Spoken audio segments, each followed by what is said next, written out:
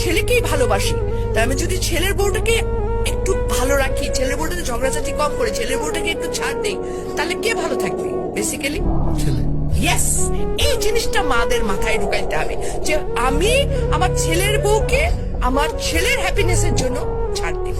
সত্যিকার অর্থে যদি আমি বলবো, একটা ছেলের বিয়ে দেওয়ার পর সংসারটাকে হ্যাপি করার ক্ষেত্রে 80% ক্ষেত্রে একটা শাশুড়ির ভূমিকা অনেক, মানে ছেলের মা।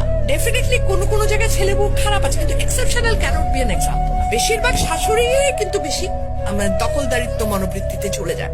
এখানটায় যদি ওনারা একটু ছাড় দিতে পারেন, ওনারা যদি একটু মনে করেন যে না, একটা যখন আমি আমার মেয়ের জামাইকে বলছি কি আরে আমার মেয়ের জামাই কত ভালো, আমার মেয়েকে কিছুই করতে দেয় না, সারাদিন অফিস থেকে এসেও সে মেয়েকে রান্নায় হেল্প করে।